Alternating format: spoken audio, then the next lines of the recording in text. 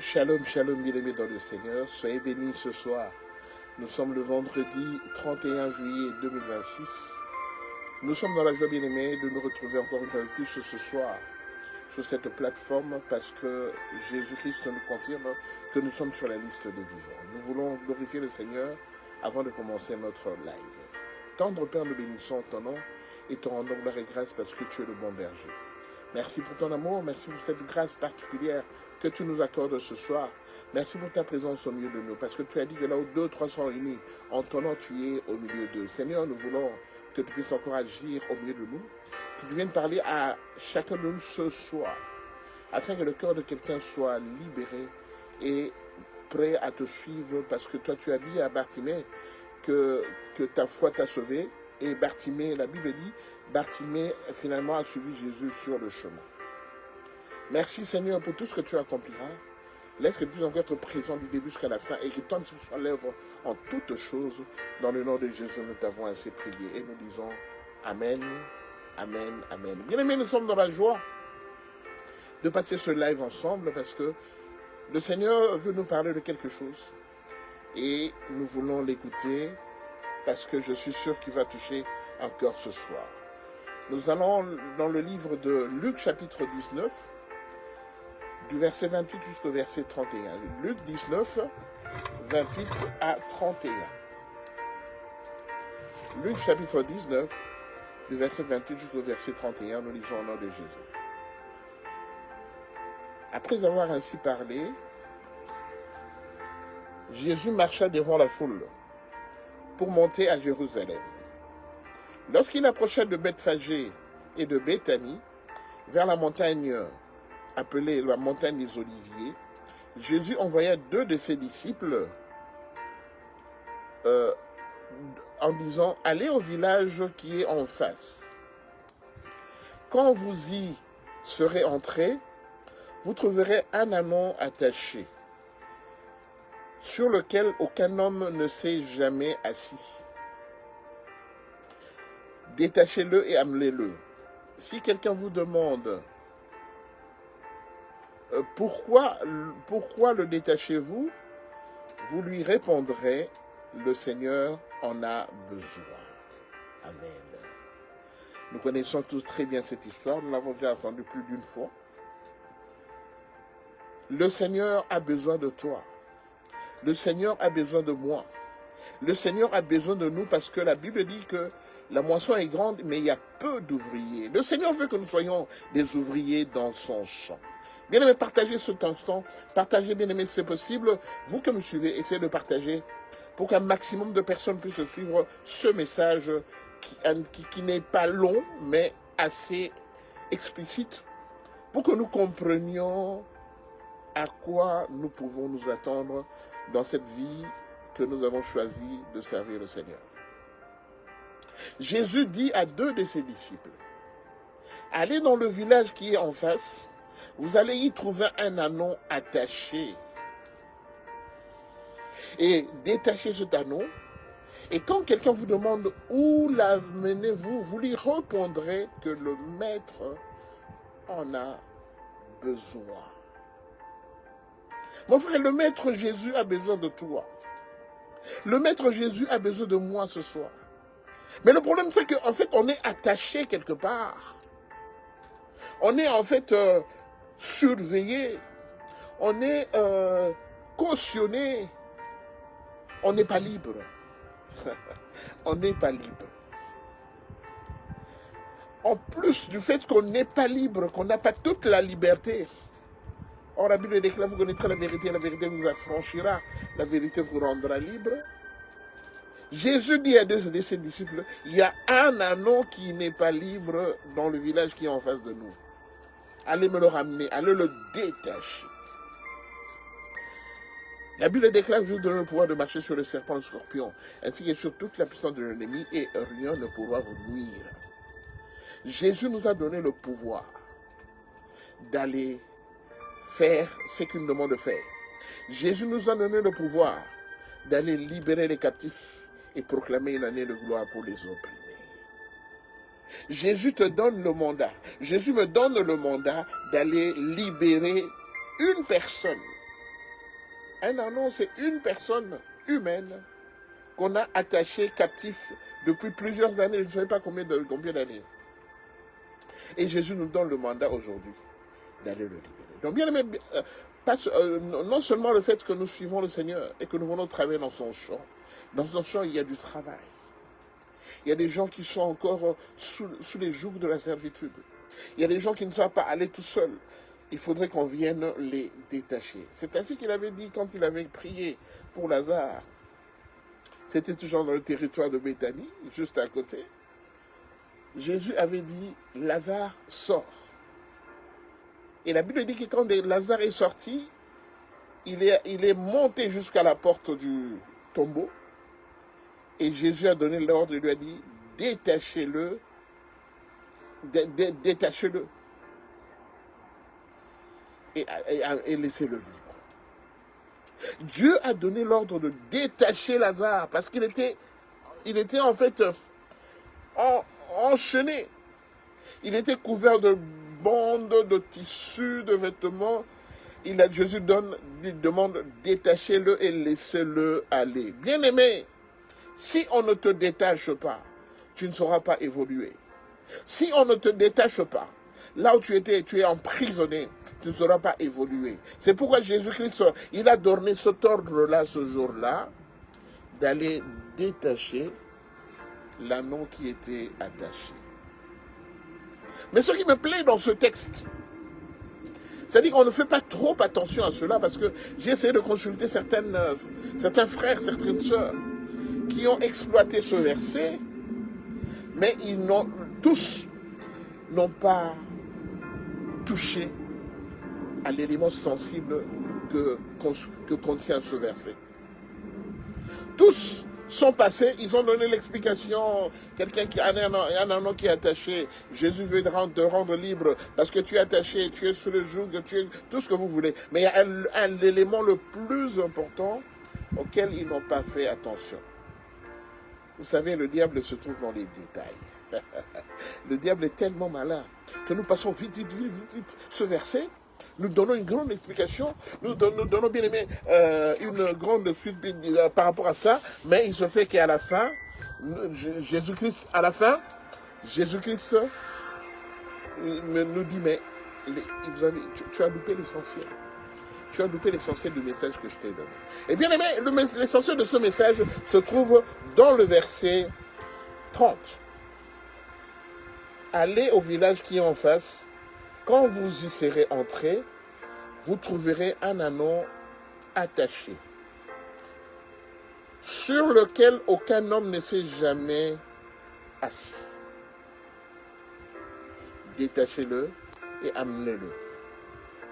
Donc Jésus dit qu'il y a un anneau qui est attaché, il y a une personne qui est prisonnière, il y a une personne qui est liée, qui est enchaînée, qui ne sait pas évoluer de lui-même. J'aimerais que vous alliez le détacher et que vous me l'ameniez. Parce que pour qu'il puisse évoluer de lui-même, il doit être détaché pour qu'il puisse aller. Mais le problème, c'est que cet anneau qui est attaché, je vous le dis, c'est un anneau sur lequel personne ne s'est, sur lequel aucun homme ne s'est jamais assis. Aucun homme ne s'est jamais assis sur cet anneau-là. Je répète, aucun homme ne s'est jamais assis sur cet anneau-là. Cela veut dire qu'il y a certains anneaux que nous voyons qui ont déjà été exploités par des hommes qui se sont mis sur eux. Il y a certains anneaux que nous voyons qui portent déjà un poids lourd sur leur dos. Il y a certains anneaux que nous avons, quand ils se déplacent, nous voyons qu'ils se déplacent, mais en fait, ils sont porteurs de lourdes charges. De lourdes charges. Jésus-Christ nous dit aujourd'hui, allez me chercher un anneau sur lequel personne ne s'est jamais assis. C'est ça le détail que nous cherchons. C'est ça le détail qui fera la différence dans ce verset, dans ce passage. Jésus a besoin de moi et de toi. Mais est-ce que réellement, quand il ordonne qu'on vienne nous détacher, est-ce que réellement, nous ne portons pas de poids sur notre dos? Jésus a besoin d'un agneau sans tache ni ride. Un agneau, un agneau sans tache ni ride. Aujourd'hui, c'est un agneau sur lequel personne ne s'est jamais assis sur son dos. Mais entre toi et moi, combien de fois tu fais des rêves à répétition, où tu sens que tu es contrôlé, où tu sens que tu es poursuivi, où tu sens que chaque fois que tu débarques au coin d'une rue, il y a une personne qui est là pour te regarder. Comme une coïncidence, je dis comme une coïncidence, quand tu rêves de quelque chose, il y a toujours une personne qui apparaît dans ton rêve et tu vois que cette personne, elle était familière. Peut-être pas familière actuellement, mais avec qui tu as partagé de bons rapports, de bons moments depuis un bon moment, depuis ta jeunesse, depuis ton enfance. Dans la plupart de tes rêves, cette personne est présente. Bien-aimé, quand tu vois ça dans tes rêves, cela veut dire qu'en fait, c'est quelqu'un qui s'est déjà assis sur ton dos, toi qui es un anon. C'est quelqu'un qui t'en contrôle. C'est quelqu'un qui est là pour observer le moindre de tes gestes. Vous savez, bien aimé, le geôlier, son rôle c'est de surveiller la prison pour que le prisonnier ne parte pas. Chaque fois que tu veux sortir de la prison, tu vas trouver le geôlier. Bien aimé, je ne veux pas trop extrapoler par rapport à cet enseignement, mais le Christ te dit qu'il a besoin de toi libre. Il n'a pas besoin de toi avec quelqu'un que tu portes dans le dos. Non. Parce que sa place n'est pas sur toi. Est-ce que tu es sûr que, tel que tu es là, tu es sans tâche? Est-ce que tu es sûr qu'il n'y a personne qui veille sur toi? Est-ce que tu es sûr qu'il n'y a personne qui te contrôle? Bien aimé, je parle spirituellement. Je ne parle pas péjorativement, mais je parle spirituellement. Parce que quand tu as un esprit de contrôle, cela veut dire que tout ce que tu fais, tout ce que tu entreprends, n'aboutira pas parce qu'il y a quelqu'un qui ne veut pas que tu puisses réussir. Quelqu'un ne veut pas que tu puisses réussir. Ce quelqu'un peut être un ami proche à toi, il peut être une connaissance, il peut être un collègue dans le travail, il peut être une personne avec qui tu as partagé de bons moments ensemble il y a longtemps ou actuellement. Il peut être un conjoint, une conjointe. Mais dans la plupart de tes rêves, dans la plupart de tes visions, cette personne apparaît toujours. La Bible nous dit, quand nous lisons dans le livre de Apocalypse chapitre 20, verset 3, Apocalypse chapitre 3, verset 20, Apocalypse chapitre 3, verset 20, la Bible nous dit, voici, je me tiens à la porte et je frappe. Si quelqu'un entend ma voix et ouvre la porte, j'entrerai chez lui, je souperai avec lui et lui avec moi. Bien-aimé, Jésus se tient à la porte de ton cœur. Il se tient à la porte de ton cœur et dit, voici, je me tiens à la porte et je frappe. Si quelqu'un ouvre la porte, je rentrerai chez lui, je souperai avec lui et lui est avec moi. Mais il y a 3 cas, bien-aimé. Nous vivons réellement 3 cas. Jésus-Christ est venu à ta porte, il est en train de frapper. Il est en train de frapper, mais personne ne lui ouvre. Jésus est devant la porte de ton cœur. Il frappe devant la porte de ton cœur, mais tu ne lui ouvres pas la porte. Ça, c'est le premier cas. Et cela arrive souvent. Que Jésus-Christ est là, mais on ne lui ouvre pas la porte. Deuxième situation. Jésus-Christ est à la porte, il le frappe. Il frappe, tu lui ouvres la porte. Et quand tu lui ouvres la porte, tu ne permets pas qu'il rentre jusqu'à aller s'asseoir dans ton cœur. Ça, c'est le deuxième cas. Depuis que Jésus, tu lui as ouvert la porte, il se tient toujours à la porte. Il n'est jamais entré dans ton cœur. C'est comme ce paralytique qu'on a mené à la porte du temple qu'on appelait la Belle, qui faisait l'aumône. Et quand il a vu Pierre et Jean arriver, il a dit sûrement ces étrangers, je vais obtenir beaucoup auprès d'eux. Mais quand il a demandé l'aumône, Pierre et Jean lui ont dit, regarde-nous. On n'a ni or ni argent, mais ce qu'on a, on te le donne au nom de Jésus-Christ de Nazareth. Lève-toi et marche. Bien aimé, ce paralytique était toujours à la porte du temple, mais il n'était jamais rentré dans le temple.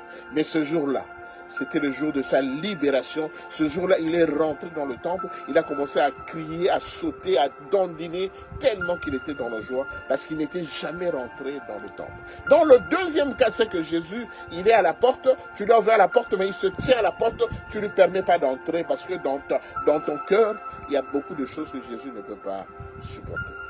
Ou bien ton cœur est tellement rempli de choses qu'il y a tellement d'embouteillages que Jésus ne peut pas rentrer dans ton cœur. Ça, c'est le deuxième cas.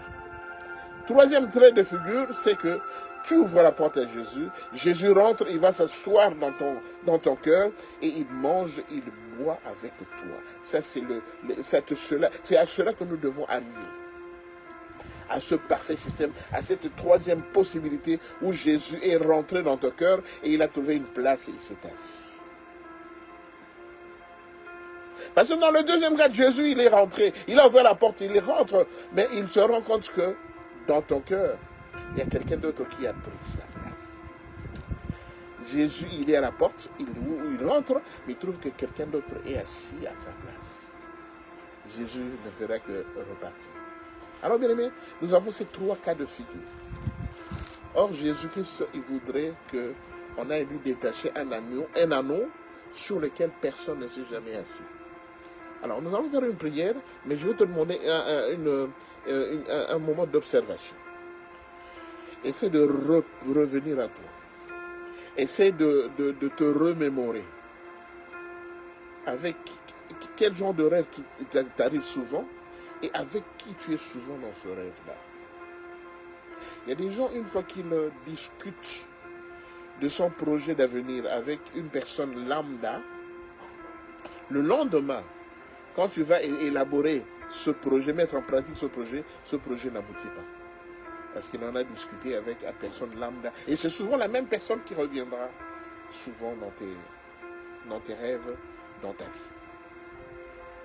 Il y a des gens, une fois le lendemain, il a un rendez-vous important. Il doit aller voir un directeur ou bien un responsable quelque part d'une entreprise pour un business ou bien un travail d'embauche, pour une embauche.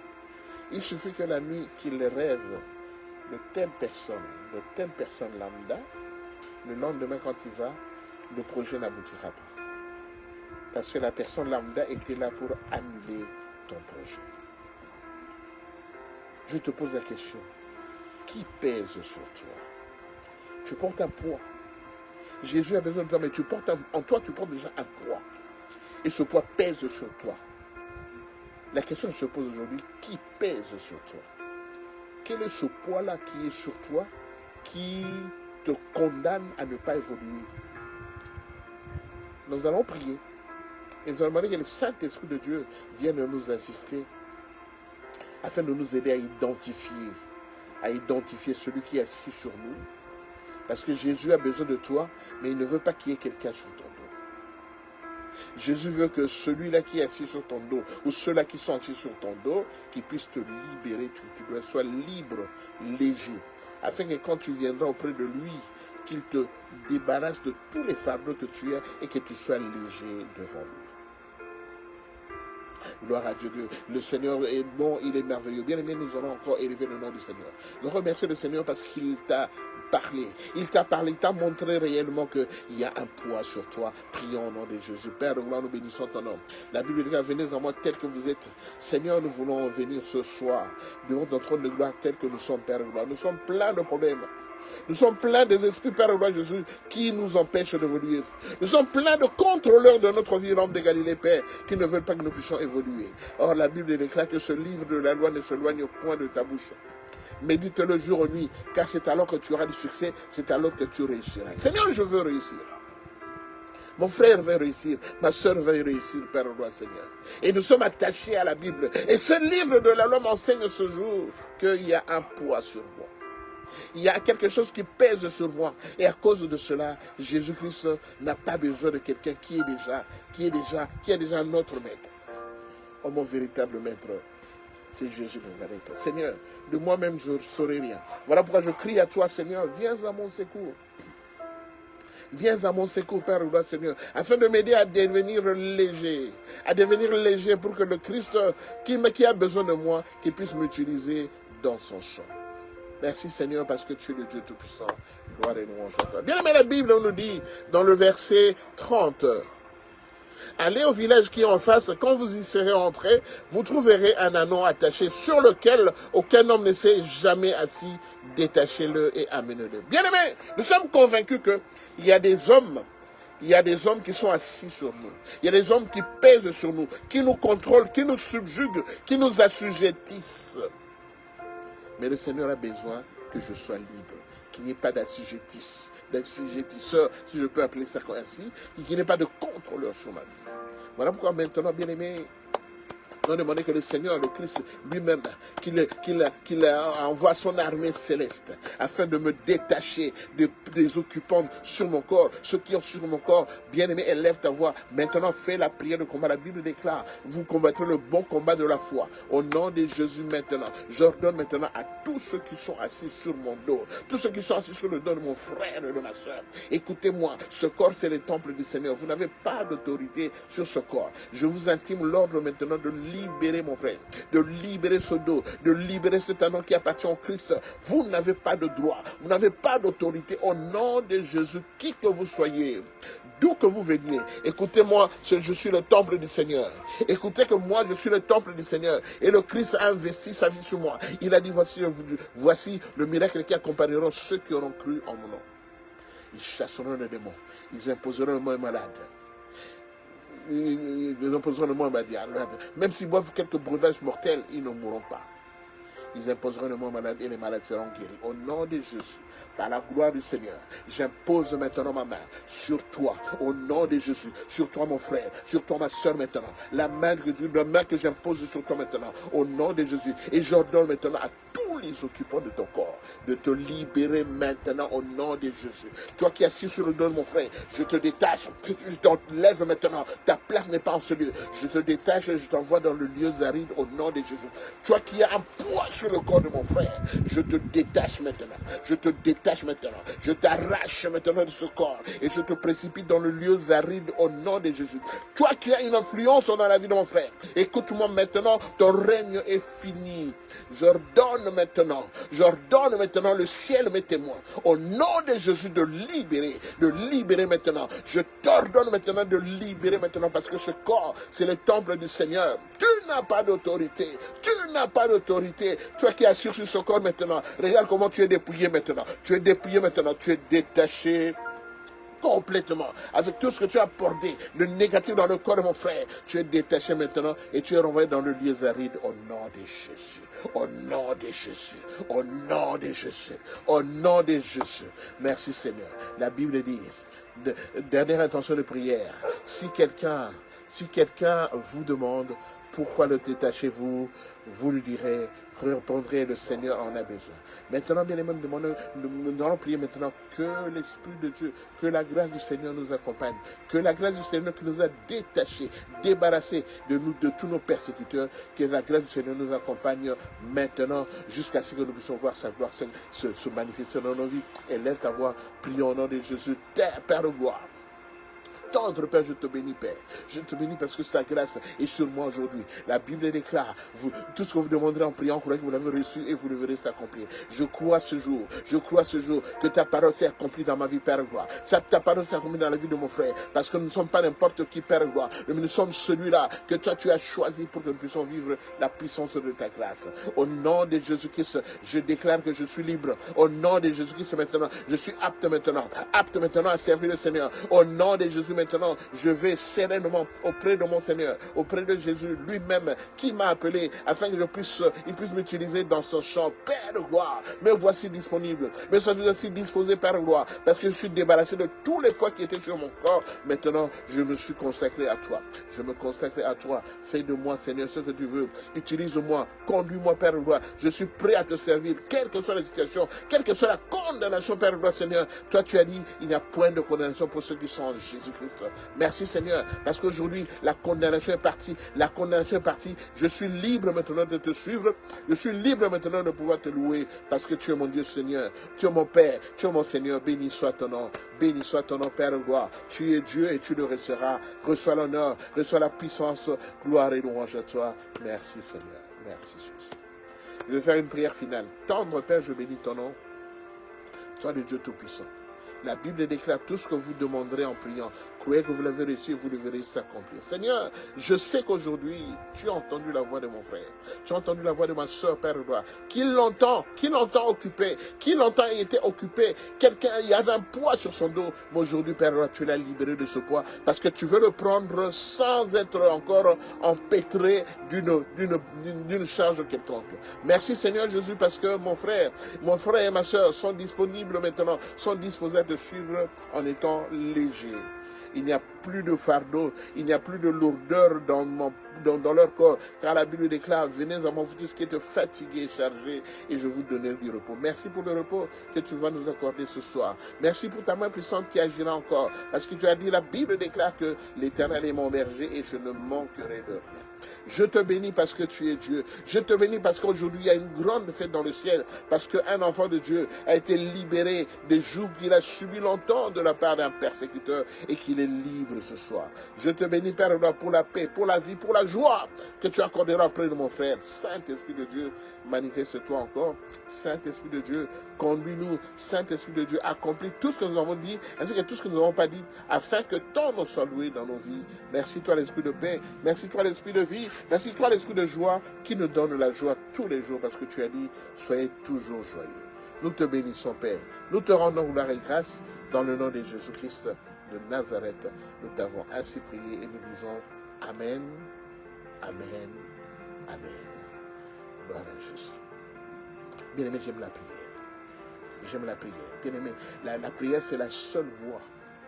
C'est la seule voie possible qui nous permet de discuter, de partager avec notre Père, de partager avec le Seigneur Jésus. C'est seulement au travers de la prière que le Seigneur me parle, m'envoie des messages, me dit ce que je dois faire et ce que je ne dois pas faire. Bien aimé, la prière, c'est le seul langage que nous, les chrétiens, devons connaître quand nous voulons nous adresser auprès de notre Seigneur. J'aime la prière. Je te conseille également d'aimer la prière parce qu'aujourd'hui, un poids lourd t'a libéré et tu es libre maintenant. Un poids lourd a quitté ton corps. Maintenant, tu es libre de vaquer à toutes tes entreprises parce que Jésus-Christ voudrait que tu sois libre pour être dans son champ. Nous avons été dans la joie de passer ce moment ensemble avec vous. Si le Seigneur le veut, on se reverra le lundi pour une autre histoire. Mais pendant ce temps, méditez puissamment encore sur ce verset. Partagez au maximum cet enseignement parce qu'il y a de ceux-là qui sont réellement dans les besoins et qui ont besoin de cet enseignement pour être libres. Que le Seigneur vous bénisse. Shalom, shalom.